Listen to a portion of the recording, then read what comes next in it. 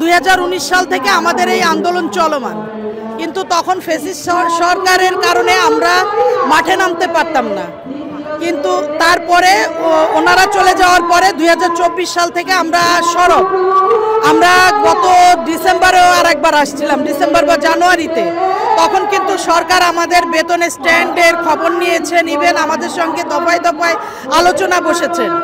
কিন্তু এখন আবার হঠাৎ কি হয়েছে, আলোচনার নামে আমাদের শুধু লেনদি করতেছেন, আশ্বাস দিয়ে দিয়ে রাখতেছে, কিন্তু আমরা এবার আর আশ্বাসে বিশ্বাসী নই।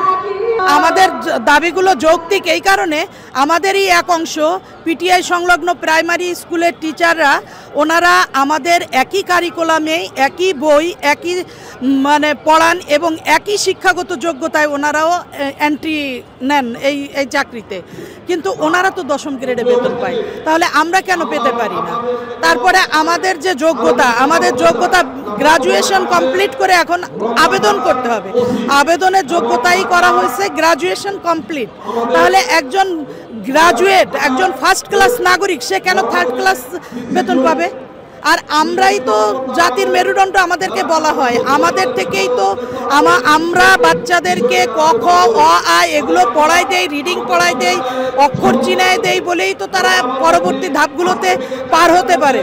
আচ্ছা, আপনারাই বলেন, একটা বিল্ডিং করতে গেলে ভিত যদি নড়বড় থাকে, দুর্বল থাকে, তাহলে কি কখনো হাই রাইজ বিল্ডিং করা আদৌ সম্ভব?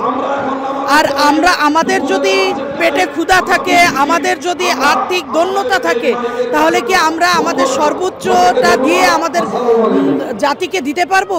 আমাদের এই আন্দোলনটা তো ধারাবাহিকভাবে চলছে, আমাদেরকে তো সরকার সবসময় শুধু আশ্বাসের পর আশ্বাস দিয়েই যাচ্ছে, এই দিচ্ছি, এই দেব, এই বেতন স্ট্যান্ড নিচ্ছে, এই বিভিন্নভাবে আমাদেরকে কালক্ষেপণ করছে, আসলে কিন্তু কোনো কাজ হচ্ছে না।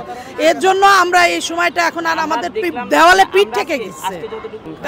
না, ফাইনাল পরীক্ষার আগে আমরা তো ইন্টেনশনালি নামি নাই, আমরা তো আমাদের এক তো দেওয়ালে পিঠ থেকে গেছে, আমরা তো নেমেছিলাম সরকারি ছুটির দিনে, আমরা শান্তিপূর্ণ অবস্থান কর্মসূচি করে কলম নিক্ষেপ করে ওখানেই আমাদের আন্দোলন শেষ করে ওখানেই চলে যাব। কিন্তু আমাদের গায়ে কেন হাত তোলা হলো? আমরা তো ছিলাম নিরস্ত্র, তারা এই পেটুয়া বাহিনী যে আমাদের গায়ে হাত তুলো, ওরা কোথায় লেখাপড়া শিখছে? আপনাদের কাছে, আপনাদের মাধ্যমে ওদের কাছে আমাদের প্রশ্ন যে ওরা কোথায় লেখাপড়া শিখছে? ওরা কি কোনো প্রাইমারি স্কুলে কোনোদিন পড়ে নাই? পরবর্তী কর্মসূচি আজকে বিকালে ঘোষণা করা হবে 3:30টায়।